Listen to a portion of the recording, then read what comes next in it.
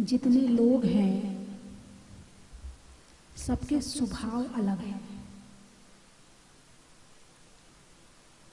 सबके विचार अलग हैं और एक ही मिट्टी से बने हैं मगर सबकी शक्ल अलग अलग है। एक ही मिट्टी है, मिट्टी तो वही जमीन की है ना। ये शरीर क्या है? मिट्टी है ना, पुद्गल है, फिर भी सब अलग अलग है। ऐसा क्यों? जीव, शुद्ध जीव की जो आत्मा होती है वो सबकी एक सी होती है, उसमें कहीं कोई अंतर नहीं होता है।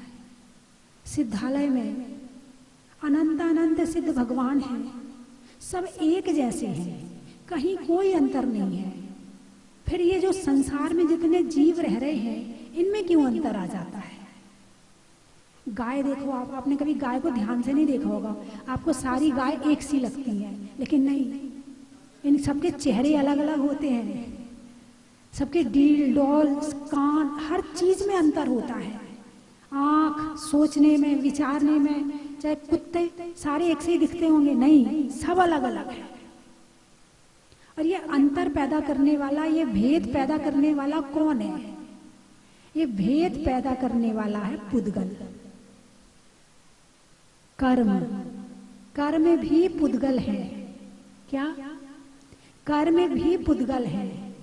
कर्म कर्म हिताबंधी, कर्म भी पुद्गल है, शरीर भी पुद्गल है, विचार भी पुद्गल है। आप विचार करते हो ना, शब्द विचार किस में करते हो? शब्द में करते हो ना। उसने मुझे ऐसा कह दिया, उसने मुझे ऐसा कर दिया, या मैं उसको ऐसा करूंगी, अरे मेरा बेटा नहीं आया, अरे उसको खाना भेजना, ये विचार मन में चल रहा है। तो कैसे है? शब्द रूप है कि नहीं है? शब्द रूप है ना। शब्द भी पुद्गल है। पुद्गल की 10 पर्याय है। सद्दो बंधो सूमो थूलो संठान भेदितम छाया, उज्जोदा दव सहिया पुगल दवस पर जाया। हमारी अम्मा जी को याद है गाथा, मेरे साथ बोल रही थी। कितने साल की हो अम्मा जी आप? 90 साल की है। और इन्हें द्रव्य संग्रह की गाथा याद है। लोग कहते हैं हम बुढ़ापे में भूल जाते हैं, लेकिन भूलते क्यों हैं? क्योंकि दिमाग गृहस्थी में ज्यादा लग जाता है, लेकिन इसमें लगेगा तो याद रहेगा। तो सद्दो बंधो सूमो, शब्द, बंध, सूक्ष्म, थूलो संठान भेदतम छाया, स्थूल, संस्थान, भेद, तम यानी अंधकार और छाया, उज्जोदादव सहिया, उद्योत और आतप। ये सारे 10 पुद्गल की पर्याय हैं। विचार हैं, शब्द रूप हैं, वो भी पुद्गल है। सोचने, हर व्यक्ति सोचता है। अमेरिका के व्यक्ति सोचेगा तो कौन सी भाषा में सोचेगा? What is this? अंग्रेजी में सोचेगा। भाई कौन हो तुम? यही सोचेगा ना, वो अंग्रेजी में विचार करेगा। महाराष्ट्र का होगा तो मराठी में सोचेगा। जो सोचने का भाव है वो तो आत्मा का है, लेकिन जो शब्द हैं वो पुद्गल के हैं। आप जीव और पुद्गल की जब तक गहराई में नहीं जाओगे तब तक सम्यक दर्शन की प्राप्ति होने वाली नहीं है। और जब तक सम्यक दर्शन की प्राप्ति नहीं होगी तब तक हमारा ये जन्म पाना व्यर्थ हो जाएगा। जन्म लिया और नहीं लिया बराबर हो जाएगा। इसलिए सम्यक दर्शन जरूरी है। और सम्यक दर्शन प्राप्त करने के लिए क्या जरूरी है? ज्ञान जरूरी है। आप रूप को जान पनोसो, सम्यक ज्ञान भला है। ज्ञान आया किसका? आप रूप का, अपना ज्ञान आ गया।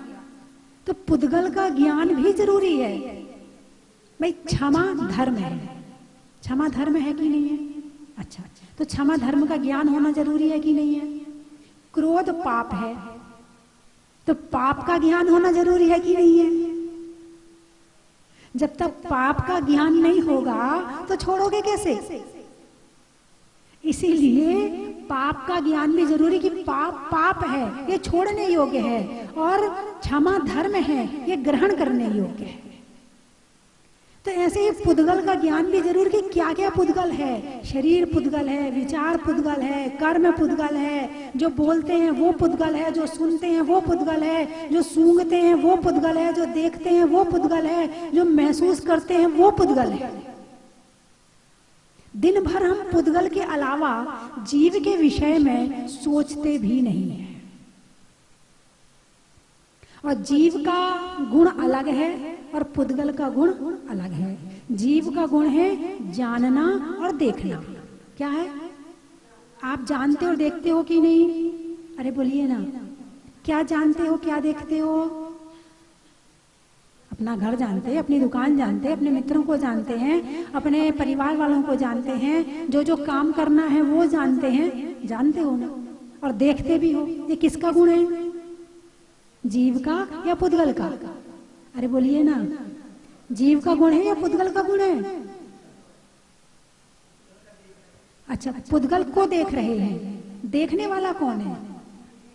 जीव। देखने वाला जीव है और जो दिख रहा है वो पुद्गल है। तो तुम किसको जानते हो? तुम घड़ी को जानते कि नहीं जानते? अरे बोलिए ना, जानते हो। अच्छा, तुम अपनी गाड़ी को जानते हो कि नहीं जानते? जानते हो। अपने परिवार वालों को जानते हो कि नहीं जानते हो? अपने मकान को जानते हो कि नहीं जानते हो? और अपनी दुकान को, है ना? जानने वाला कौन है? जीव। जिसको जान रहा वो क्या है? तो हम दिन भर क्या क्या जानते हैं, किसके विषय में सोचते हैं पूरे दिन? कभी कपड़ों के विषय में, कभी घर के विषय में, कभी परिवार के विषय में। हम दिन भर पुद्गल में ही लगे रहते हैं, जीव की तरफ तो हमारा ध्यान ही नहीं जाता है। अब आप तो अपने घर को जानते हैं, आपका घर आपको जानता है कि नहीं? अरे बोलिए ना, आपका घर आपको जानता है कि नहीं जानता? नहीं जानता है। आप अपनी घड़ी को जानते हो कि नहीं जानते हो? घड़ी तुम्हें जानती है क्या? नहीं जानती है।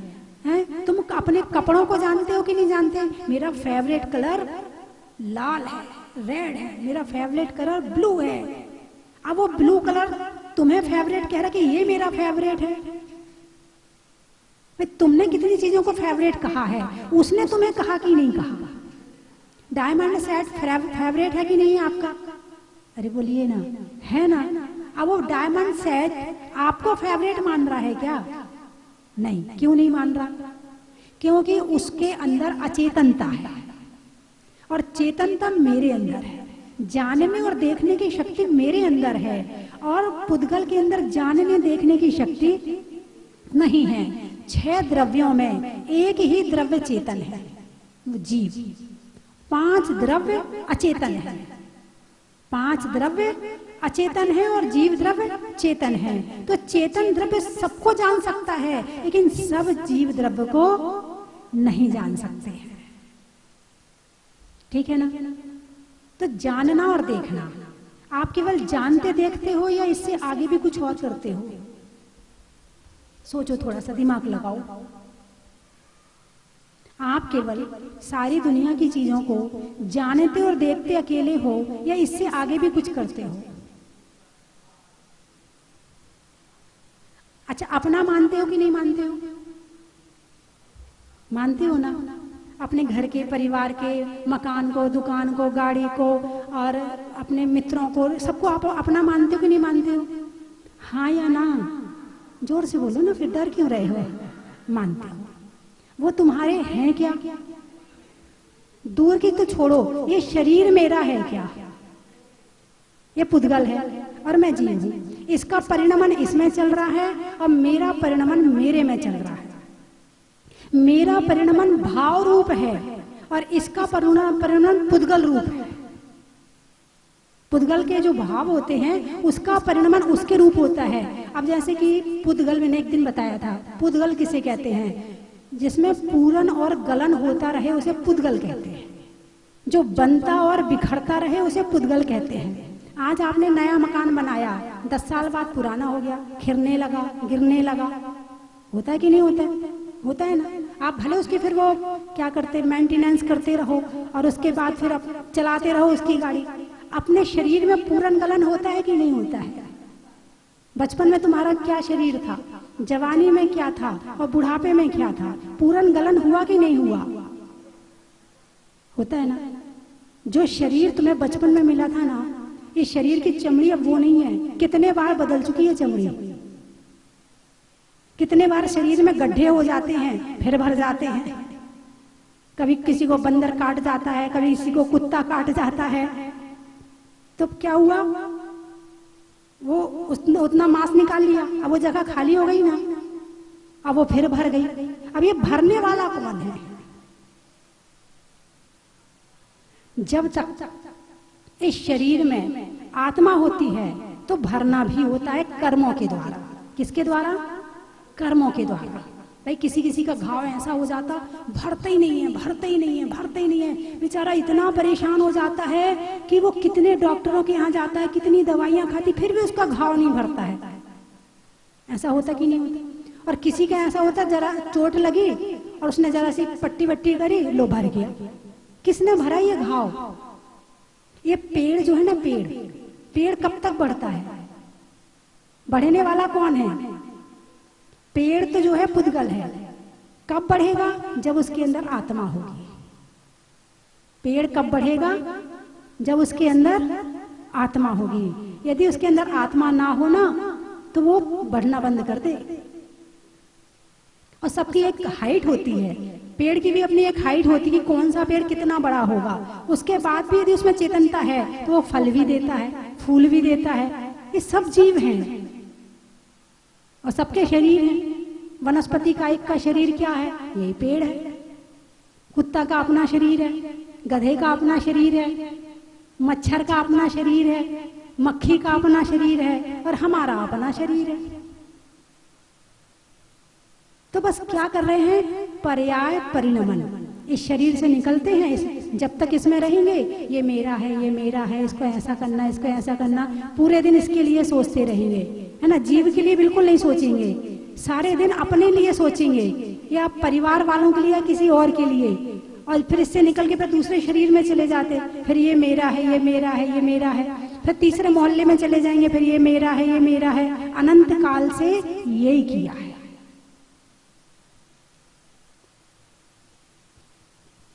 समझ में आया कि नहीं आया? पुद्गल अलग, पुद्गल का धर्म अलग और जीव का धर्म अलग। जिसमें पूरन गलन हो वो पुद्गल और जानना देखना जिसमें हो वो जीव। तुम कौन हो? जीव हो कि पुद्गल हो? जीव हो। प्रेम किससे करते हो? अरे बोलिए ना, प्रेम किससे करते हो? पुद्गल तो पड़ोसी है, पुद्गल तो पड़ोसी है।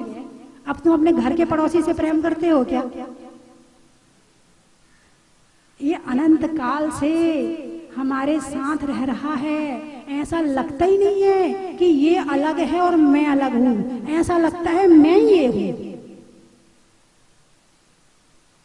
सारी जिंदगी में यदि एक क्षण के लिए भी वो अनुभूति हो जाए कि जीव अलग है और पुद्गल अलग है, समझना उसी क्षण सम्यक दर्शन की प्राप्ति हो जाएगी।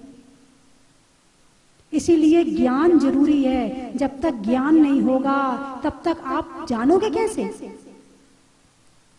वो मैंने विशापार स्तोत्र की 2 लाइनें भी पहले सुनाई हैं कि जो तन को ना समझे चेतन को क्या समझेगा, और जो मनुष्य जीवन ना जाने जीव को कैसे जानेगा। हम सारी दुनिया खोज कर रही है। किसकी खोज कर रही है? जीव की या पुद्गल की? ये मोबाइल बनाया, किसकी खोज है? पुद्गल की। किसकी खोज है? इतनी मशीनें बन रही हैं, किसकी खोज है? पुद्गल की। लाइट बनाई, किसकी खोज है? पुद्गल की। यानी पुद्गल पर तो विजय प्राप्त कर ली है।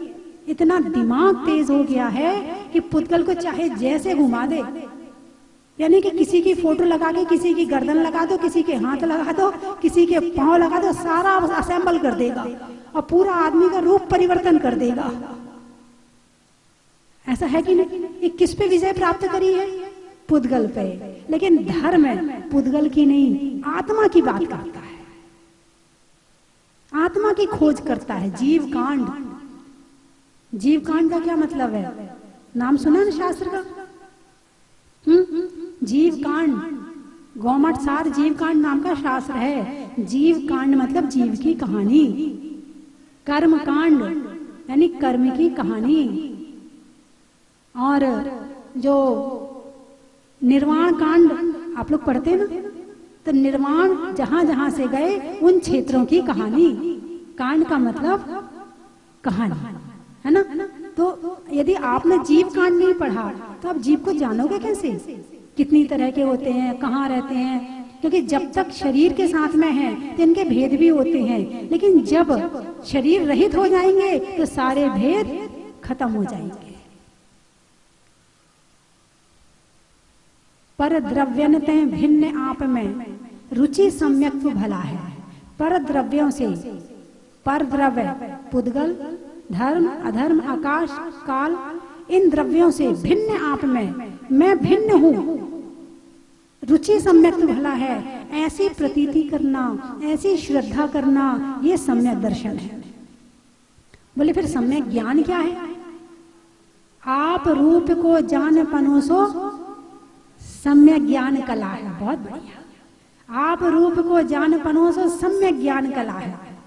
आप रूप, आप यानी आप किसको कहा है? सामने वाले को। यहां तो सामने वाले को आप कहते हैं, लेकिन आप कितना अपने आप को सम्मान दिया है। सारी दुनिया सबको सम्मान देती है, खुद को सम्मान नहीं देती है। खुद को भी सम्मान देना सीखो। खुद को सम्मान कैसे दिया जाए? खुद को, दूसरों को सम्मान देने का मतलब है सामने वाले को दुखी नहीं करना, सामने वाले को परेशान नहीं करना, सामने वाले से अच्छे से बात करना। ये सामने वाले का सम्मान है। अरे बोलिए ना, यही है ना सामने वाले का सम्मान। खुद का सम्मान कैसे होगा? खुद को दुखी नहीं करना, खुद के अच्छे विचार रखना, खुद को प्रसन्न रखना, ये खुद का सम्मान है। तो यहाँ पर पंडित दौलत राम जी ने आप रूप, क्या शब्द कहा है? आप रूप को जान पनोसो। किसके रूप को जानना है? आपके रूप को, अपने रूप को। आप रूप यानी अपने रूप को जानना। रूप से क्या मतलब लेंगे? स्वरूप का मतलब शब्दों के अंदर घुसना चाहिए। जब तक शब्दों के अंदर घुसना नहीं आएगा तब तक हम गहराई में नहीं जा सकते हैं, हमारा चिंतन नहीं खुल सकता है। और जिस दिन चिंतन खुल जाएगा उस दिन चिंता दूर हो जाएगी। और जब तक चिंता है तब तक चिंतन नहीं है, और चिंतन आ गया तो चिंता भाग जाएगी। दोनों में से एक ही रहेंगे, दोनों नहीं रहेंगे साथ में। तो स्वरूप, स्वरूप, आपने रूप को स्वरूप तो बता दिया, मगर स्वरूप के विषय में है ही नहीं जानकारी। कोई भी शब्द भाव में तब पहुंचेगा जब उसके अंदर की गहराई को, अर्थ को समझेंगे। नहीं तो उस शब्द की गहराई में पहुंचने वाले नहीं है, तो फिर अंदर भी नहीं पहुंचने वाले। अब स्व शब्द तो कई जगह आता है, स्वरूप, ठीक है, स्वागत, इसमें भी स्व है, स्वयं, इसमें भी स्व है। और बताओ और कहाँ कहाँ स्व है? स्वदेश, स्वभाव, स्वयंभू है, स्वयं सेवक, और स्वाहा, इसमें भी स्व है। अब स्व शब्द तो शब्द है अलग अलग है, लेकिन पीछे का शब्द अलग लगाते ही उसका अर्थ बदल जाता है। जैसे आपने स्वागत कहा, स्व आगत, जो आ रहा है उससे आप अटैच हुए, मतलब स्वागत हो गया। शब्द जो अर्थ कह रहा है वो ये है। आप अटैच कैसे होंगे? सामने वाला आया, आपने उसको देखा, आपने उसे जजमेंट करी, अटैच हो गए। अटैच और कैसे होते? और भाई सबका भाई, और चलो अंदर चलो, तो आप उससे अटैच हुए ना, तभी तो आपने उससे कहा है। यदि उससे अटैच नहीं होते तो कैसे कहते? तो स्वागत, आप स्व यानी मैं, आगत यानी आने वाले से अटैच हुआ, मतलब स्वागत हो गया। स्वभाव, स्व यानी आत्मा, भाव, आत्मा का भाव, स्वभाव। स्वयंभू, स्वयं, स्व यम भू, स्वयंभू जो अपने आप ही दीक्षा लेते हैं, जिन्हें किसी की ज्ञान की जरूरत नहीं पड़ती है, उन्हें क्या कहते हैं? कौन होते हैं स्वयंभू? तीर्थंकर भगवान। कौन होते हैं? तीर्थंकर भगवान। तो स्वयंभू का अर्थ है स्वयं सेवक। क्या मैं ही सेवक हूं? मैं सेवा करने वाला हूं, मैं अधिकारी नहीं हूं, मैं सेवा करने वाला हूं, स्वयं सेवक, है ना? तो स्वरूप, आंख खोली तो रूप दिखा, और आंख बंद करी ध्यान किया तो स्वरूप दिखा। आंख खोली तो रूप किसमें है? रूप है पुद्गल में। रूप किसमें है? पुद्गल में। और स्वरूप, अपना रूप अलग है और पुद्गल का रूप अलग है। तो आज तक आपने पुद्गल के रूप को पहचाना कि नहीं पहचाना? अभी दुकान में जाते हो कपड़ा देखने के लिए, खरीदने के लिए, देखो कैसे दिमाग चलता, कैसी ये तो इतने तक की साड़ी, इससे ज्यादा की नहीं पड़ी? भाई साहब आप रेट ज्यादा बता रहे हो। कितना अच्छा पुद्गल पहचानते हो, हैं? घी, यदि जाओगे तो पहले घी को थोड़ा चाट के देखोगे शुद्ध है कि नहीं है। भाई साहब ये घी सही नहीं लग रहा है, पुद्गल को जानते हो। सामने वाला कुछ कहे तो उसके विचार जो आए उसको जानते हो। और मटका लेने जाओ तो बजा बजा के देखते हो कहीं फूटा तो नहीं है।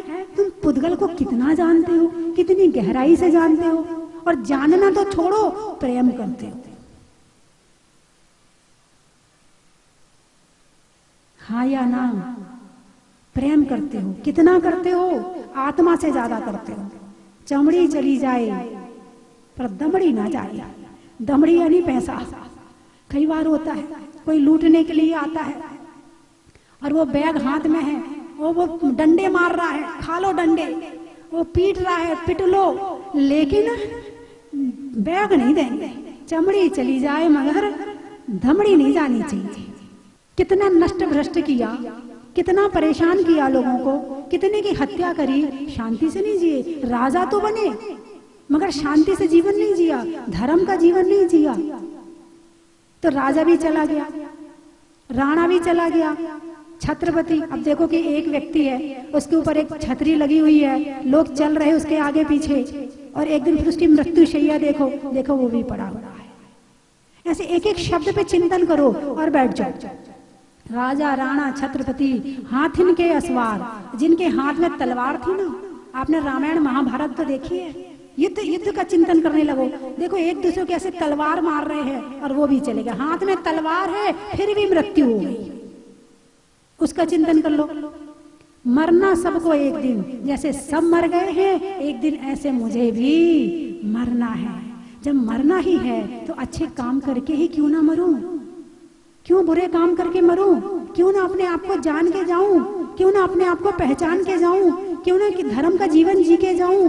और मरना छोड़ो, मैं तो समाधि मरण करूंगी, ऐसा विचार करो मन में। तो 2 लाइनों में आपको 2-5 मिनट तो, अरे बोलिए ना, लगेंगे नहीं लगेंगे? लग गए।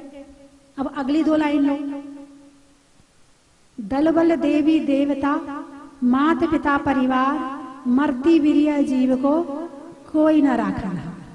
दल, बहुत सारे लोग, दल समूह, बल पहलवान, कितने सारे लोग इकट्ठे चल रहे हैं। और एक का समय आया तो इतने सारे लोग मिलकर भी उस व्यक्ति को बचा नहीं पाए।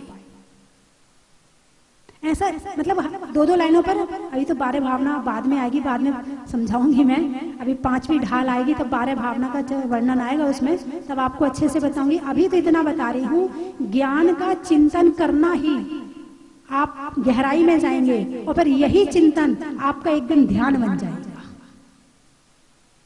यही चिंतन एक दिन ध्यान बन जाएगा, यही शुभोपयोग आपका शुद्धोपयोग बन जाएगा। लेकिन अभ्यास तो करो। आज से अभ्यास नहीं करोगे, भाई बोले प्यास लगी है, बोले चलो कुआं खोद लेते हैं। क्या प्यास लगी है तो क्या करते हैं? अरे बोलिए ना। यदि पता है कि जब प्यास लगनी है तो कुआं पहले से खोद के इंतजाम करो ना। जब पता है कि सच्चा मार्ग यही है, यही ज्ञान का मार्ग है, यही ध्यान का मार्ग है, यहीं से हमें सुख मिलने वाला है, तो चलो ना इस पर। तो मेरी बात समझ में आ गई? अरे बोलिए ना, समाप्त करूं फिर? हैं? हाँ भाई करेरा वाले। और बोलूं? नहीं नहीं, आपके घर में आके सुना दूंगी शाम को मैं। घर में सुन ली ना, इसी के बाद रोज सुनाऊंगी। शाम को सुनते हो? बहुत बढ़िया फिर तो, इसलिए टाइम से आ गए आज। चलिए मैं 3 चीजें बोलूंगी, आपको कहना बड़ा ही महत्व है। पूछने में कुशल क्षेम का, तीर्थंकरों में नेम का, और अपनी आत्मा से होने वाले प्रेम का,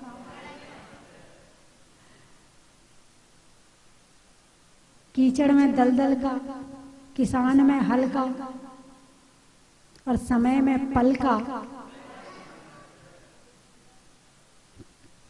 हिंदी में मात्रा का, स्कूल में छात्रा का, और आप लोगों की सोनागिर की यात्रा का,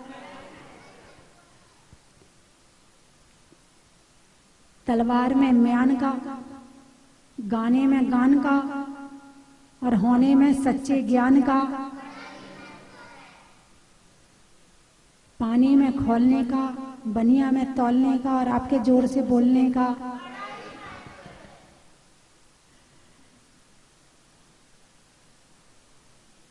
आपके शहरों के महत्व सुना दूं?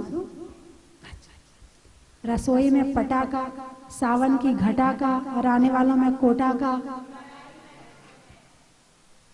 रहने के लिए धरा का, रसोई में झरा का, और आने वालों में करेरा का, साड़ियों में साटन का, खिड़की में काटन का, और आने वालों में झालरा पाटन का, चेहरे पर नैना का, बोलने में बैना का, और आने वालों में मुरैना का, गाने में सुर का, नृत्य में नूपुर का, आने वालों में जयपुर का। आप कहाँ से आए? ग्वालियर? अच्छा। सुनने में ईयर का, छोड़ने में बियर का, और आने वालों में जातियों शैली में नागर का, पानी की गागर का, और आने वालों में पनागर का। आप कहाँ से हैं? आप भी? अच्छा अच्छा ठीक। बोलिए 24वां भगवान की का सबका कहना है, एक हजारों में मेरी गुरमा है, सारी उम्र गुरु की भक्ति करना है, फूलों का तारों का सबका कहना है, अंधेरा है राहों में मंजिल है बड़ी दूर, रोशनी तुम देना मैया जी भरपूर, तेरे इशारे पर मुझको चलना है, भक्ति के बीच ही मुक्ति पाना है, सारी उम्र गुरुमा के चरणों में हमको रहना है, जीवन में अंधेरा छाया है भरपूर, रोशनी तुम देना मैया जी भरपूर, तेरे सहारे से मुझको जीना है, भक्ति के बीच ही।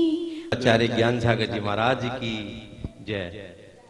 जय बोलो आरिका गणी, भारत गौरव, आरिका रत्न, स्वस्ति भूषण माता जी की, आरिका संघ की। जैसा अभी आपने मंगलाचरण सुना, आप सबको मैं बता दूं कि हमारी गुरुमा जहाजपुर से विहार करते हुए पूरा जयपुर को अपना सौभाग्य देता हुए, आप सबको पता है कि ज्ञान तीर्थ मुरैना का जो पंचकरण हुआ वो माता जी के दिशा निर्देश में हुआ, बहुत ही भव्य पंचकरण माता जी के सानिध्य में हुआ, और धर्म प्रभावना इसी क्रम में मुरार, ग्वालियर, पूरे सब जगह प्रभावना करते हुए और माता जी की इच्छा वापस सोनागिरी में जो सिद्ध क्षेत्र है वहां पे वंदना करने का हम सब भक्तों को सौभाग्य मिलेगा कि तीर्थ वंदना तो करेंगे ही करेंगे, साथ में माता जी की वंदना भी करने का सौभाग्य मिलेगा। हाँ, और देखिए माता जी आई नहीं, उसके पहले आते ही माता जी ने एक सहस्कुर जिनालय का शिलान्यास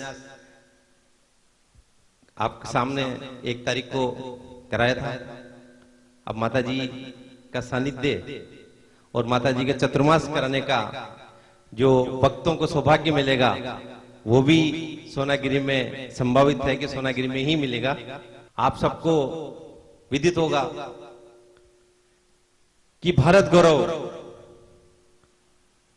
हारिका स्वस्थि भूषण माता जी स्वस्थि धाम परिणति, आप सब पूरे देश वालों को पता है कि स्वस्थि भूषण माता जी ने जहाज मंदिर कैसा बनाया है। उनका चतुर्मास 2023 का सोनागिरी अतिशय क्षेत्र में सिद्ध क्षेत्र में होने जा रहा है। 9 जुलाई को कलश स्थापना दिन में होगी। आप सभी भक्तों को मैं आह्वान करता हूं, मैं आग्रह करता हूं कि ज्यादा से ज्यादा लोग कलश स्थापना में पधारें। इस कलश स्थापना का पूरा प्रसारण आपको पारेषण पर लाइव दिखाया जाएगा। आप सभी उसको घर बैठे भी देख सकते हैं और कलश स्थापना में ज्यादा से ज्यादा लोग आए तो सिद्ध क्षेत्र की वंदना करने का सौभाग्य भी मिलेगा, प्रभु के दर्शन करने का सौभाग्य मिलेगा और साथ में ही माता जी का आशीर्वाद मिलेगा। मैं यही चाहता हूं कि सभी कलश स्थापना में पधारें।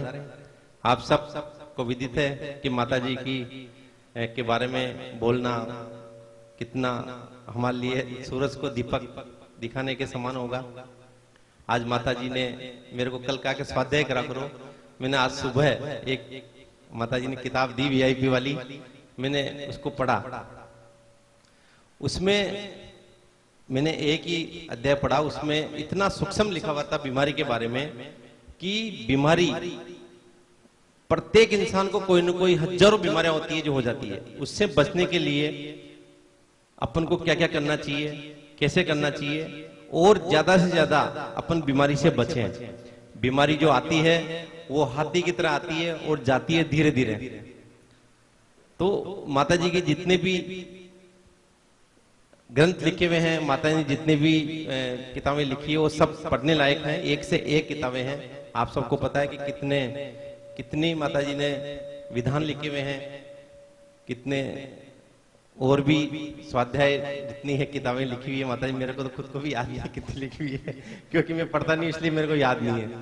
लेकिन आप पढ़ेंगे तो एक से एक किताब है, चाहे वो वीआईपी हो चाहे कोई सी भी किताब हो, सारी स्मार्टफोन। और माता जी से मैं यही चाहता हूँ, माता जी मैं जहाजपुर का अध्यक्ष हूँ, इस नाते मैं निवेदन करता हूँ कि आपके चरण जहाजपुर की तरफ बढ़े। ये चतुर्मास तो यहाँ पे आप करें, लेकिन जहाजपुर सुना सुना आपके बिगड़ हो रहा है और सभी वहां दर्शनार्थी जो आते हैं वो यही कहते हैं कि माता जी जहाजपुर कब आएंगी, माता जी जहाजपुर कब आएंगी। माता जी पूरा जहाजपुर और पूरे आसपास के सभी गांव वाले तरस गए हैं, आपके पलक पावड़े भी जाके बैठे हुए हैं कि माता जी कब आएगी कब आएंगी कब आएंगी। तो मैं माता जी निवेदन करता हूँ कि आप अतिशीघ्र यहाँ से चतुर्मास के बाद में जहाजपुर स्वस्ति धाम की तरफ अपने कदम बढ़ाएं और सबको यथार्थ करें। वंदम। हमें यहाँ पर शांति धारा करने का अवसर मिला। यहाँ पर व्यवस्था बहुत ही अच्छी है, ठहरने की बहुत ही अच्छी व्यवस्था है। यहाँ पर सभी जो यहाँ उपस्थित हैं सबको मेरा सादर जय जिनेंद्र। मैं जब से यहाँ स्वस्ति धाम जहाजपुर से मुनि सुव्रतनाथ भगवान से स्वस्ति भूषण माता जी से जुड़ा हूँ, जीवन में अपने आप ही कैसे परिवर्तन आए हैं। न तो मैंने कुछ नया किया है न करने की कोशिश की है, अपने आप ही सब कुछ अच्छा चल रहा है, सब कुछ अच्छा हो रहा है। तो सभी से मेरा निवेदन है आप तन मन धन से मुनि सुव्रतनाथ भगवान जहाजपुर वाले बाबा से जुड़े हुए रहें। अंत में मैं यही कहूँगा कारोबार मेरो बाबा जी चलावे, ओ कारोबार मेरो बाबा जी चलावे, ओ बैलेंस शीट मेरी बाबा जी बनावे, हो बैलेंस शीट मेरी बाबा जी बनावे, ओ लेने देने रोही साहब, ओ लेने देने रोही साहब, राखे हाथा में हिया, मने चिंता फिकर से क्या करना क्या करना, ओ कारोबार मेरो बाबा जी चलावे। जय बोलिए मुनि सुव्रतनाथ भगवान की जय। जय जिनेन्द्र।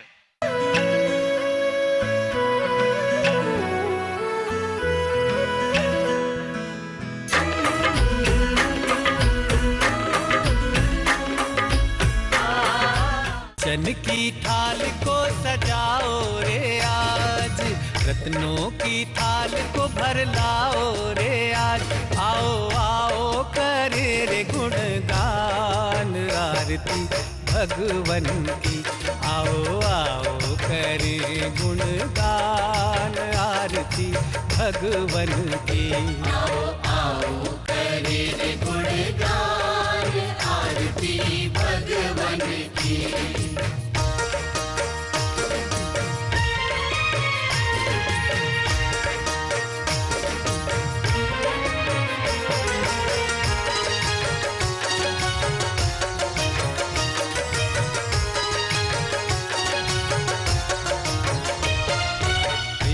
सुमित्र के राज दुलारे, माँ पद्मा जी के नैनों के तार। परम विदुषी लेखिका गणिनी आरिका रत्न श्री 105 स्वस्ति भूषण माता जी, जिन्होंने मात्र 20 वर्ष में 100 से भी अधिक किताबें लिखकर जैन समाज को अनूठा योगदान दिया है। बड़े बड़े विधान जैसे कल्पद्रुम महामंडल विधान, सिद्ध चक्र महामंडल विधान, इंद्रध्वज महामंडल विधान एवं विशेष जिनपद, पूजांजलि आदि महत्वपूर्ण साहित्य बहुत ही सरस, सरल व सुबोध शैली में लिखे हैं, जिसमें गद्य एवं पद्य साहित्य भी समाहित है। इन महान साहित्यों को पढ़कर आप भी अपने ज्ञान का विकास कर सकते हैं। साहित्य प्राप्त करने हेतु आज ही संपर्क करें। संपर्क सूत्र 7906062500 9868345768।